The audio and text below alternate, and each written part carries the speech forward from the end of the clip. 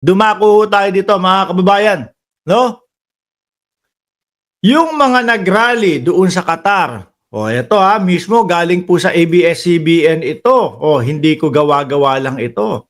Ang sabi nung mga legit na tagapagbalita mga ABS-CBN, mga bossing. Sabi dito, Palacio, cases, mga kaso versus Filipinos in pro-Duterte rally in Qatar, dismiss.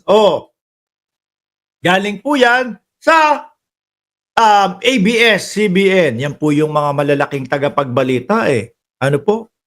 ABS-CBN, GMA. Talaga namang ang mga reporters niyang mga yan, Maris Umali. Ayaw ng mga DDS sa mga ganyan, mga kababayan. Kasi para ho sa kanila, bias daw po. At hindi daw po sila naniniwala doon sa mga mainstream media. Ang pinapaniwalaan daw ho nila, mga kababayan, mamaya ipapakita ko sa inyo. Ang pinapaniwalaan daw ho nila yung mga vloggers nila, mga bossing. Na hindi naman, yung karamihan naman doon ay hindi nagtapos ng, kumbaga, maging mamamahayag. Basahin natin to.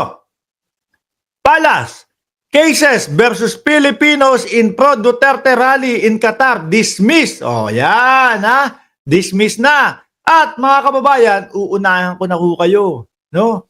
Dahil po, sabi na din po ni Atty. Claire Castro, mga kababayan, mga boss chief amo sir, simula daw po nung kanilang nalaman na nakapiit po, inaresto itong mga ito, nagpadala na daw po sila agad ng lawyer, mga bossing, upang sa ganun maisalba yung mga kapwa natin Pilipino na matitigas ang ulo sa ibang bansa.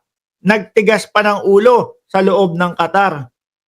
At sa panahon pa ng Ramadan, mga bossing, kakapal ng mga faces. Anong face? Si PBBM pa talaga ang tumulong sa kanila. Nakakahiya, ano? Ano kaya masasabi nila dito? Sabi, hindi na natin pwedeng sabihin na hindi pro-Duterte rally ang ginawa nila dahil ayan po, indicated na po ng ABS-CBN. Kailan ipinablish? April 7, 2025. Ngayong araw ho, mga kababayan, kaninang umaga, alas 11:48. Di ba? Tayo po doon lang sa totoo, no? Manila, updated.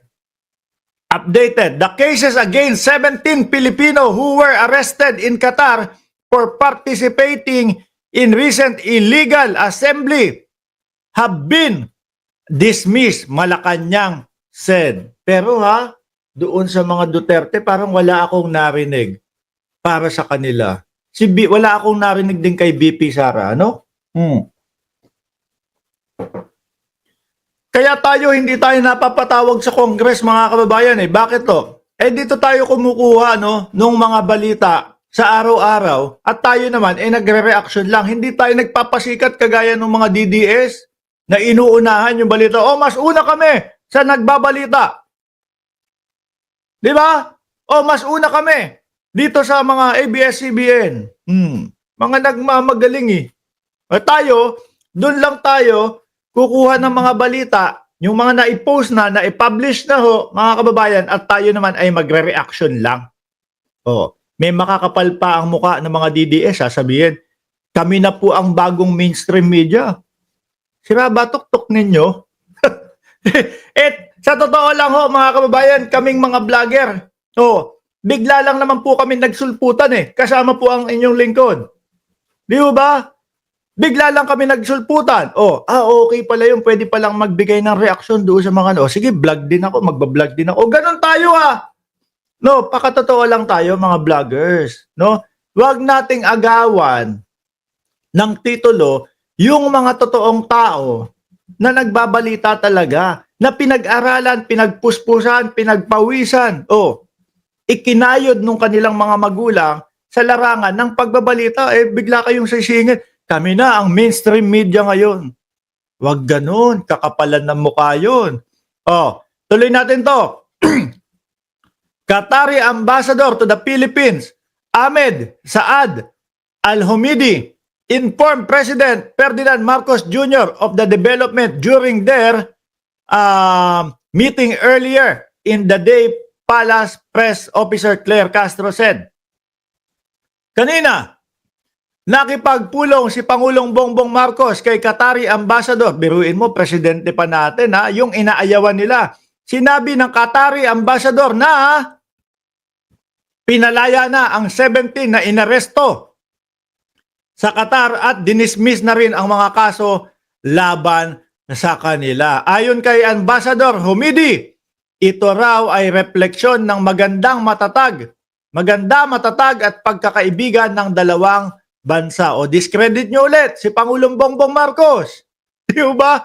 Masaya akong ibalita na hindi nakakasuhan ng Qatar ang 17 nating kababayan na na-detain kamakailan dahil sa illegal assembly. O kahit anong pagtatakip nyo, ang ABS-CBN, syempre, matitindi ho ang mga kapit niyan, matitindi ho ang mga ano niyan, source niyan.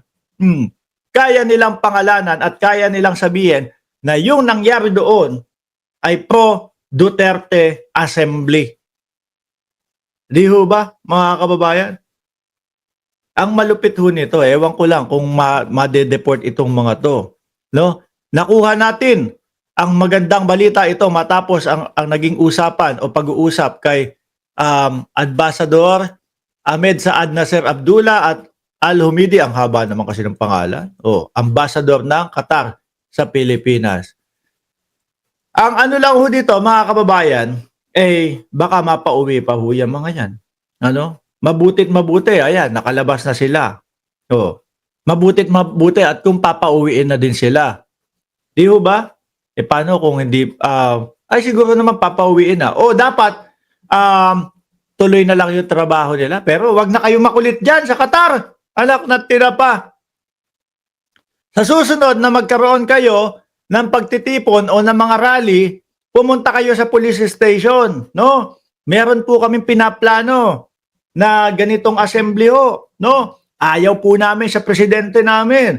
Gusto namin magkaroon ng pagtitipon kung maaari. Makipag-ugnayan muna kayo. Makipag-ugnayan muna kayo. Sabi ni Ariel Salinas, balik trabaho. Yung iba expired na o wala na palang permit yung iba. Tapos ang lalakas pa ng loob. Illegal din naman pala yung ginagawa. Di ba? Makipag-ugnayan muna kayo sa pulis bago kayo bumanat.